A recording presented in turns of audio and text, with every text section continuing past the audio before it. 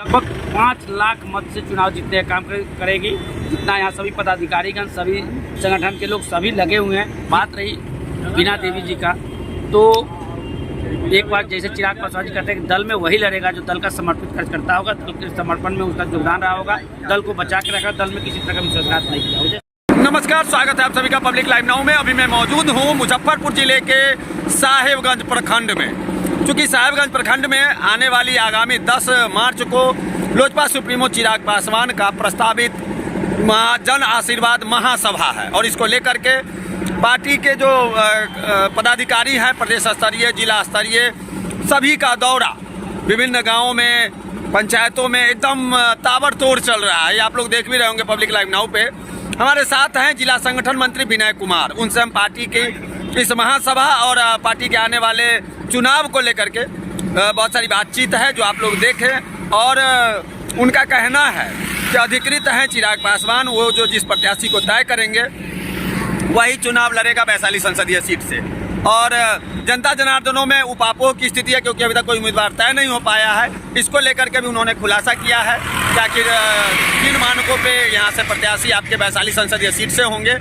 तो आइए देखते हैं क्या कुछ कहना है विनय कुमार, जिला संगठन मंत्री का, और देखेंगे किस प्रकार से गाँव-गाँव, घर-घर आमंत्रण पत्र बांटा जा रहा है आगामी चुनावी महासभा को लेकर के। हम तो इसको चुनावी महासभा ही कहेंगे।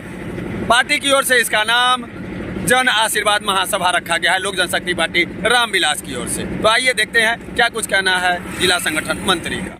2024 लोकसभा चुनावी साल है। आपकी पार्टी लोक जनशक्ति पार्टी रामविलासी बड़े जोर शोर से तैयारियों में लगी हुई है। 10 मार्च को चिराग पासवान जी का आना है।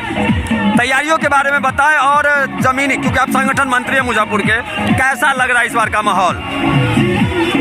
इस बार का माहौल कैसा लग रहा है? माहौल एकदम खुला माहौल है जी। सब लोग जान रहे हैं कि यहाँ हमारे परंपरागत सीट रही है और इस बार भी हमारी उसी हिसाब से तैयारी हुई है जिस हिसाब से पहले हुआ था। तो इस बार निश्चित रूप से हम काफ़ी मत से लोजपा यहाँ लगभग 5 लाख मत से चुनाव जीतने का काम करेगी। जितना यहाँ सभी पदाधिकारीगण, सभी संगठन के लोग सभी लगे हुए हैं, निश्चित रूप यहाँ से हमारी बहुत बड़ी संख्या में।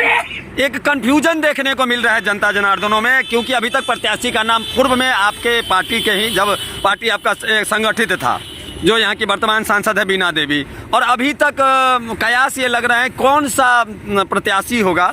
जनता उपापोह में है, बहुत सारे नाम सामने आ रहे हैं, इसको लेकर के कंफ्यूजन है। और कम दिनों में तैयारियां कैसे कर पाएंगे कि 5 लाख मत से आप लोगों को जीत हासिल होगी? देखिए, ये तो हमारे राष्ट्रीय अध्यक्ष माननीय आदरणीय चिराग पासवान जी के ऊपर सारा पार्टी का पदाधिकारी, सब लोगों ने उनको अधिकृत किया है जी। तो किसको चुनाव में उतारेंगे नहीं उतारेंगे उनका डिसीजन जी जी जी। बात रही बीना देवी जी का, तो एक बार जैसे चिराग पासवान जी कहते हैं कि दल में वही लड़ेगा जो दल का समर्पित खर्च करता होगा, दल के समर्पण में उसका योगदान रहा होगा, दल को बचा के रखा, दल में किसी तरह का विश्वासघात नहीं किया होगा।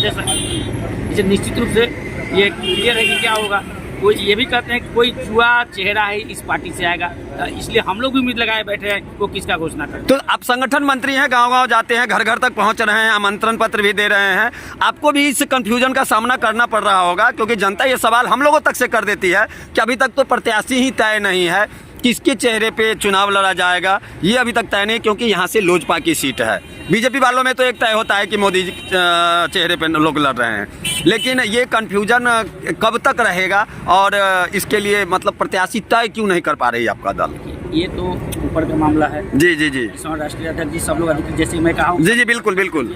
बहुत जल्द ही आप लोग सामने सारी बातें आ जाएंगी। आप लोग से कुछ छुपा हुआ भी नहीं रहेगा। थोड़ा दिन बाद, 2-4-5 दिन बाद में क्लियर हो जाएगा। क्या लग रहा है इस बार वैशाली फतह हो जाएगी? वैशाली फतह होगा, चुनाव जीत रहे हैं। लेकिन विगत जो कार्यकाल देखा गया उसमें बहुत सारी कमियां देखने को मिल रही है वैशाली संसदीय क्षेत्र में, उसको कैसे निपटेंगे आप लोग? वो सब लोग जान रहा है कि वैशाली में किस तरह के काम हो रहा है जी। अब सब लोग आशा लगाया बैठा है 2024 ही नहीं, सब लोग आशा 2025 पे है।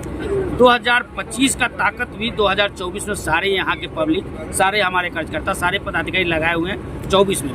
चूँकि 24 में हम इतना भारी मत से यहाँ से जीतेंगे, बिहार में हमारा दबदबा बनेगा लोक जनता पार्टी रामविलास का, तो निश्चित रूप से 25 में भी हमारा दल भारी मतों से आगे, भारी मतों से सब जगह जीत बनाएगी। और निश्चित रूप से 25 में चिराग पासवान जी को मुख्यमंत्री बनाना है। इसी व्यू से, इसी एम से सारे कार्यकर्ता ये अंदरूनी बात है और बड़ी बात है, लेकिन हम आपसे ये आपने चूंकि चिराग पासवान जी का सीएम की बात कही है, क्या बीजेपी सीएम पे स्वीकार करेगी चिराग पासवान को? एकदम स्वीकार करना पड़ेगा, एकदम स्वीकार करना। जब हमारे पास जनशक्ति है, लोग हमारे साथ है, क्यों नहीं स्वीकार करेंगे? अगर नहीं स्वीकार करेंगे तो बिहार के जनता उनको अस्वीकृत। सबसे बड़ी बात तो अभी देखने को मिली कि चिराग पासवान का जनाधार बढ़ रहा था, और एक चीज और भी है, चूंकि हम लोग रिपोर्टिंग करते हैं जमीनी स्तर से, लोग जदयू का घट रहा है, फिर भी जदयू को ज्यादा तरजीह दिया गया और चिराग पासवान की पार्टी लोजपा को कम तरजीह दिया गया, सीटें कम दी जा रही है। इसको लेकर के क्या कोई उपापोह की स्थिति नहीं बन रही है? अभी सीटें कम देने की कहीं से कोई चर्चा 6+1 पे चर्चा हो रही है। जी जी जी जी। और जहाँ तक अब नीतीश जी का बात है और भाजपा का प्रदेश कमेटी का बात है, वो नीतीश जी समझे भाजपा को उन लोग क्या हुआ आपको उससे हम लोग कोई ले रहा था। जी जी। हम 6 सीट हमारा है, 6+1 का हम मिलेगा, हम उसको लड़ेंगे और विजयी। विगत दिनों जो प्रधानमंत्री जी का कार्यक्रम हुआ उसमें चिराग पासवान मंच शेयर करते नजर नहीं है। प्रधानमंत्री जी का कार्यक्रम हुआ, कोई पार्टी का एनडीए का कार्यक्रम नहीं था जी, उनका निजी कार्यक्रम था कि कई योजना का उद्घाटन करना था, सरकारी कार्यक्रम पर थे, इसीलिए वहाँ, हालांकि वहाँ हमारे जितने भी दल के पदाधिकारी थे, प्रदेश हमारे जिला अध्यक्ष थे, सब लोग वहाँ मुस्तैद रहे, सब लोगों ने बहुत बाखूबी से वहाँ मेहनत करके सब भीड़ इकट्ठा करने में उन लोग साथ में सब जल काम। चलिए बहुत बहुत धन्यवाद।